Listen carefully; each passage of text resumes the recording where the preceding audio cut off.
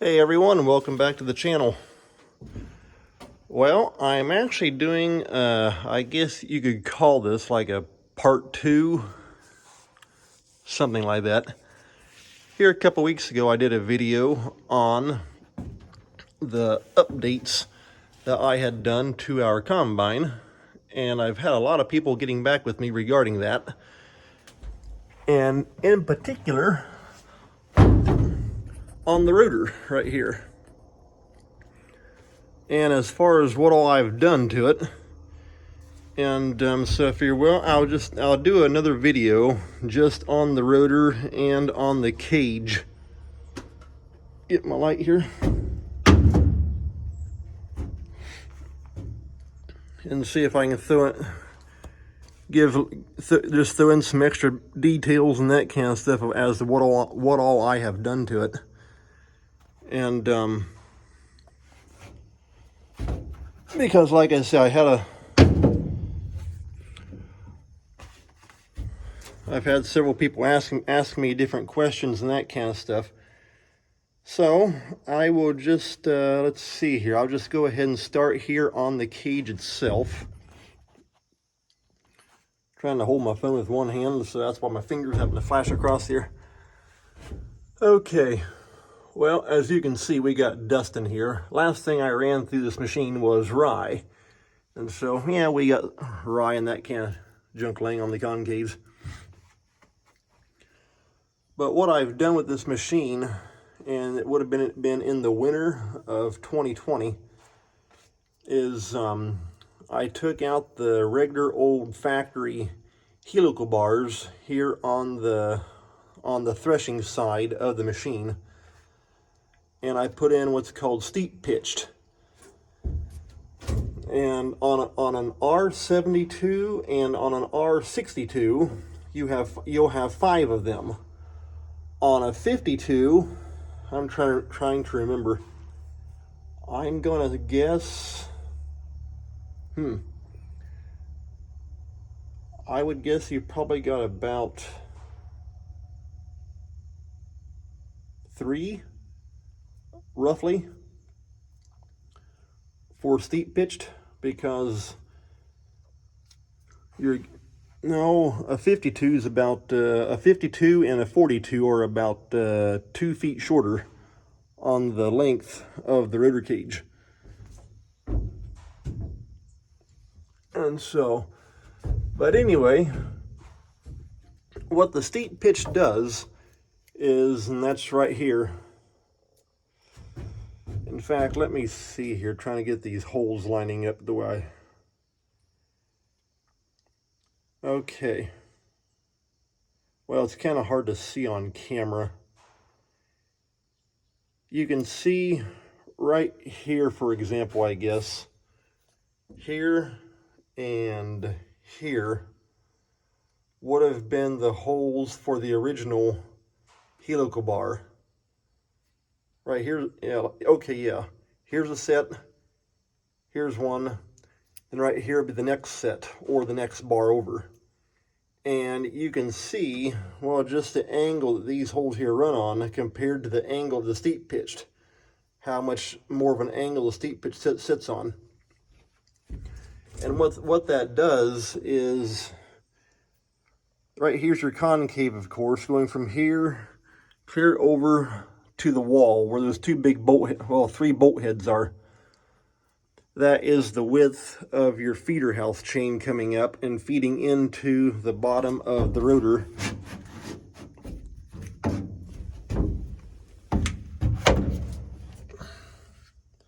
Down below right here.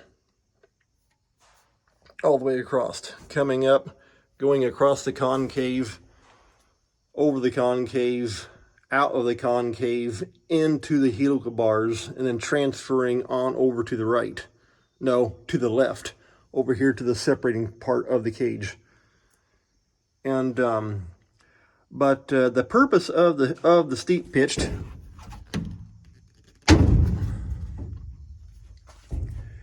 is that between steep pitched and the original bars, approximately half, or maybe a little bit less, but definitely about this much and over to the wall.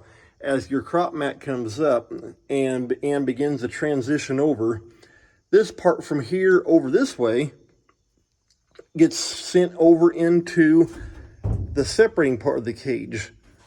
The part from about this rib backbone right here, that way goes up, goes over, and it's got to go around and over the concave again to get on over.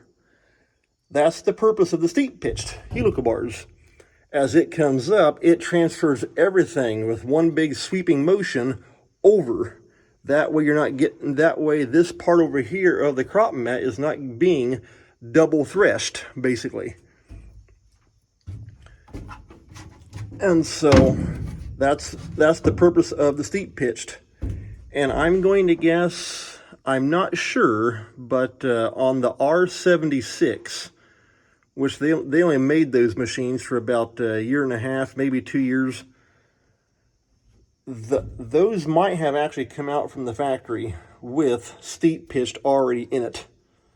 And I know the S series, they had steep pitched from the factory, which they all do now. And so that's the purpose of the steep pitched. And when I put these in, well, let me see if I can get my phone stuck on in there. Get the light out of the way. There we go.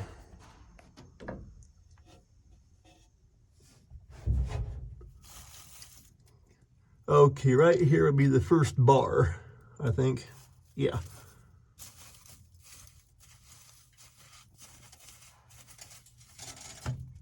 Okay, yeah, right here's the beginning of it. There's the first bolt coming through.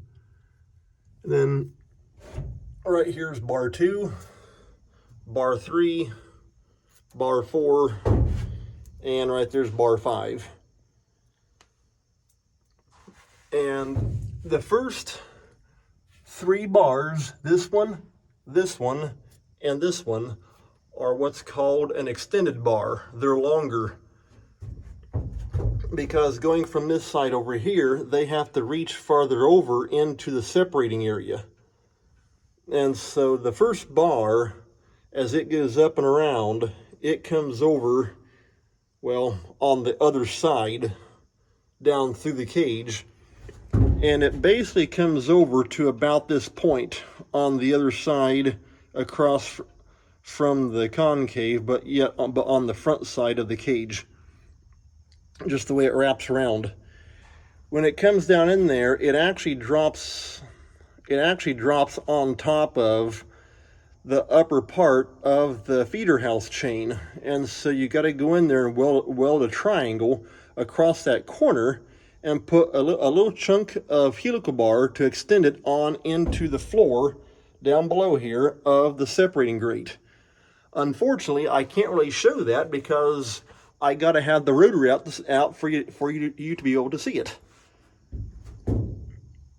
And so when I did this project back in 2020, there was a website that I went through or was able to find that had some pretty good pictures of inside the cage that somebody had taken, and that's how I matched everything up. It didn't really show too much right up here at the very top of the bar, but it showed where each bar ended over on the front side of the cage. And so that's how I lined everything up.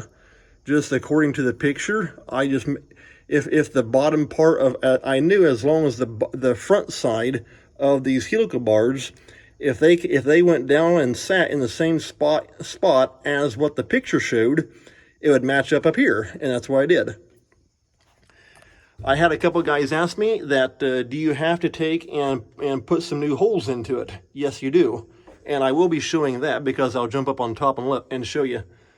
But none of these run in the old factory holes because of the different angle. So what I did is, you can see right there's a square, all these little square tabs. That's just 1/8 inch plate steel. If I remember right, it's approximately 1 inch by 1 inch. I punched a hole through it with my plasma cutter, cut them out with a plasma cutter, and just use that to bridge over, put the bolt through, put your little flange nut on right here, tighten it down. It works great.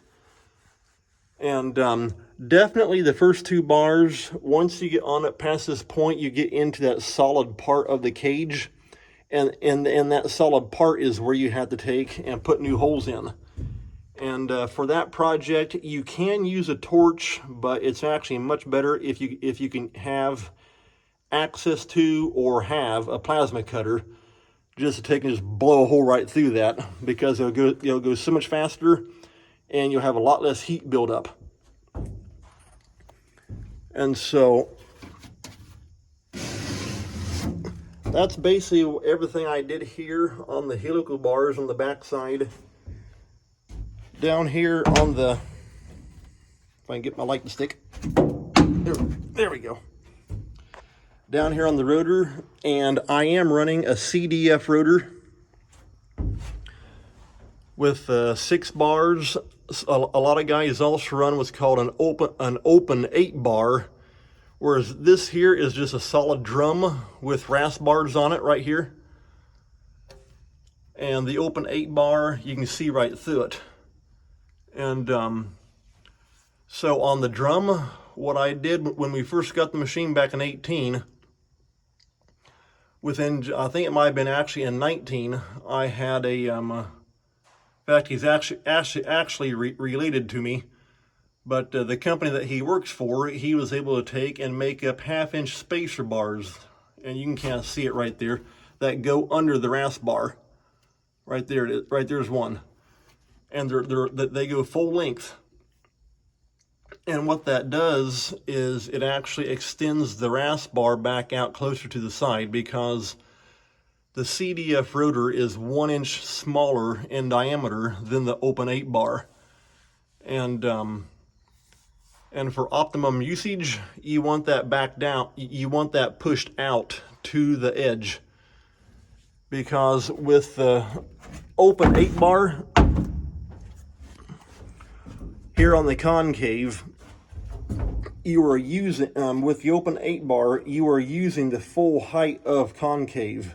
With the CDF, without spacer bars, your closest point will be approximately right here in the middle. That's where the tightest point will be when you go to close your concave for concave clearance. With the 1/2-inch spacer bars, extending that back out that 1 inch, it causes, once again, your closest point to be back up here at the top, which is what you want. That way you are using the full curvature of concave and not just the bottom half. And also, along with doing all that, I put a what's called a Sunnybrook sweep set or kit on. And that's that paddle right there. Right there's one. And if you can see it. Okay, right there's one. And there's one right over here in front of the chopper, kind of, or kind of off the side. That just helps keep everything, to keep transferring through the machine.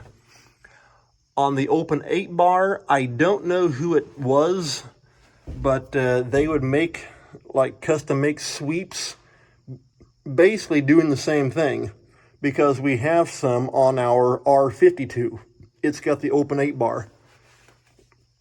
I don't know who made those though. Maybe somebody can let me know, because I will be posting a link to this video on Gleaner Combine Facebook groups.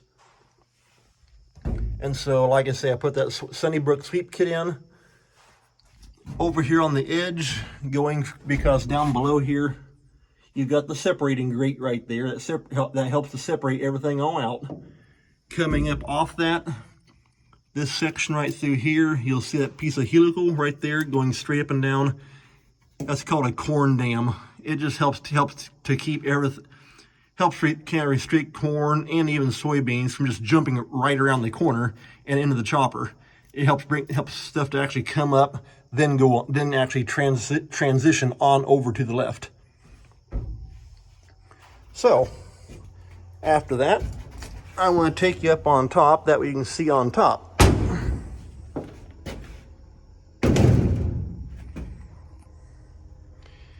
And of course right there is the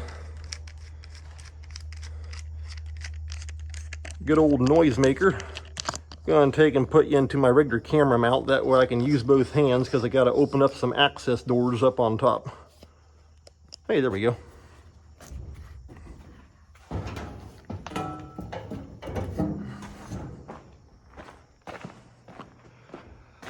But doing that, adding those steep pitched helical bars definitely made a difference. Running in green stem soybeans.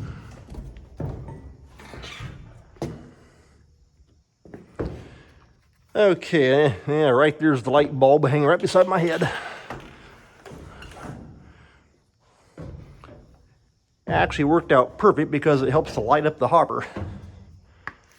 Okay, and of course right here is how you access on top of the rotor, and that's what I want to show you.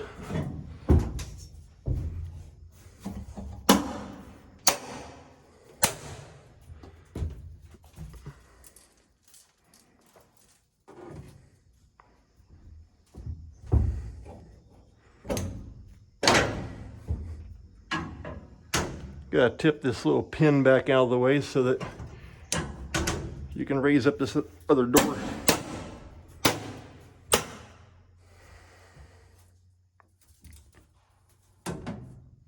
Phew.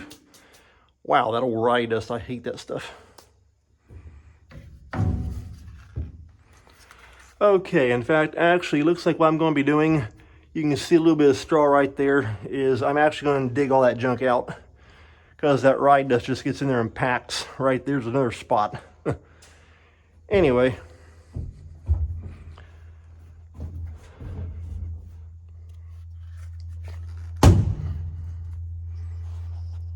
Let me see if I can get my phone back in my hands and hold it without dropping it down the feeder house chain. That'd be fun. Okay, you can see that sprocket. There we are. You can see that far sprocket right there. Right above that is where you got to put in a piece of triangle with the extended helical bar, the first bar, to extend that on down. And like I say, that website that I found back in 2020 had a really good picture. Unfortunately, that website is I can't find it anymore. And so right here, let's see, there we go.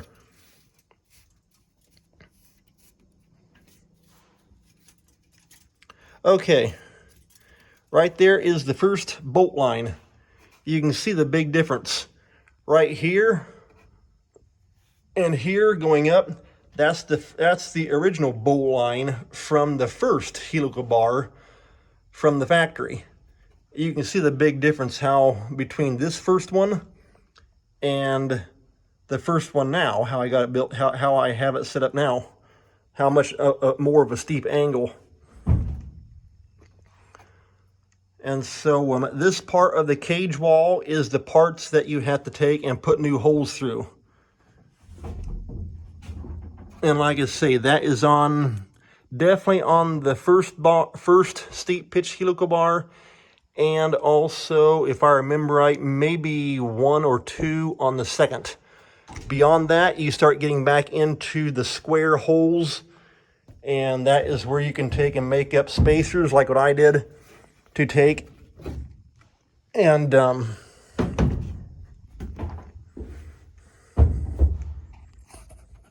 bridge across, put a hole, like I say, put a hole through it with your plasma cutter, and simply take, and you're off and running with the bolt hole going through it.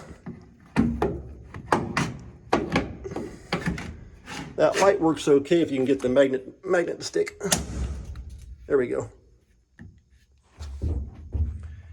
And right down in here, you can see, I got some rye straw I got to dig out of that spot over there.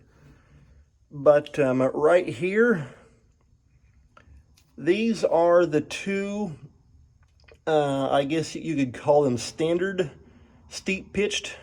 I guess it would be the last two. As you can see, they both stop about right here. The extended, I'm trying to see it now. The extended come on over, and in fact, it looks like the third bar from, now I'm talking third bar from the right-hand side of the machine, comes over and down to approximately right there. That's the end of it. And like I say, you got to make sure you get extended bars. The first three have to be extended. I have seen pictures where people have put, instead of a standard on the fourth bar from the right, they have put an extended fourth bar, which will bring it on down. But you don't really need to do that. 3 extendeds and 2 standard length helical bars will fix you up. And no, it actually would have been in the early part when I actually started this YouTube channel. I tried to get a lot of video, but I had a break right here in the cage wall that broke out, and I had to go back in and weld it, and then basically reinforce it with a square key stock. So far, everything is holding. I actually did that this past winter. And so you can see where I ran the key stock across there, and so far, it's holding up good and no more breaks.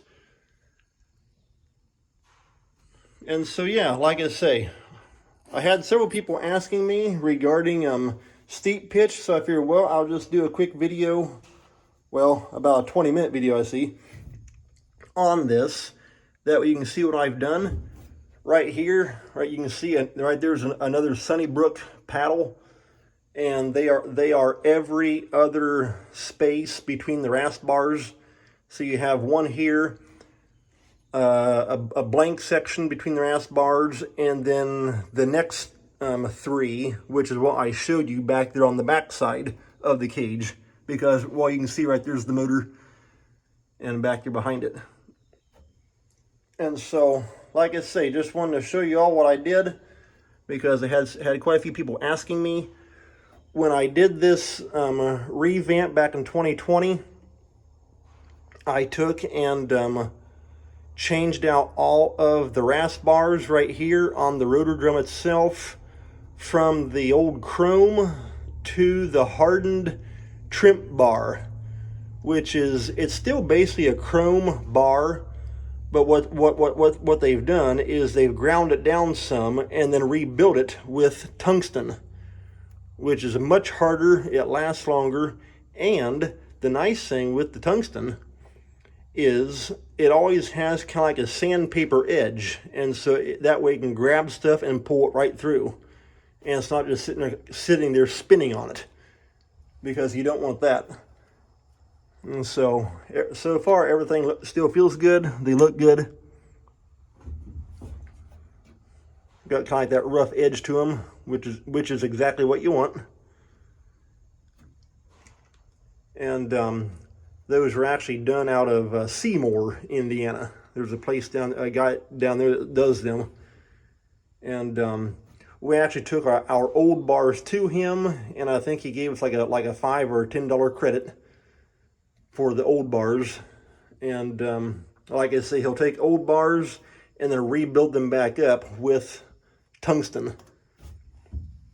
And so, like I say, those have worked really good for us. And when I did that, I had 4 reverse bars. I took the reverse bars out and put in forwards. And because somebody else told me that each reverse bar takes approximately 7 horsepower to operate. And so basically I freed up 28 to 30 horsepower because you're not pulling those reverse bars.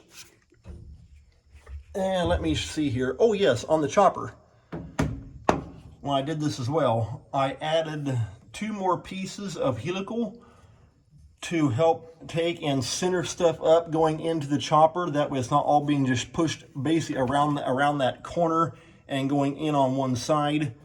It helps to take and send stuff through evenly, and that way the whole chopper is being used and not just the one side of it. And so I added this piece of helical, and there was already one piece. I think it was that one right there. And then I'm trying to see here. I added another one on down below that because you kind of want steer stepped going in there. And I think what I did is this piece of helical right here, I took and put in a longer piece. That way it went just like normal from the top all the way down and actually extended on under the drum, the rotor, into the chopper area, probably by about 8 to 10 inches. And like I say, you can't really see it down there too well because I can't reach underneath there with my camera, at least not very well anyway.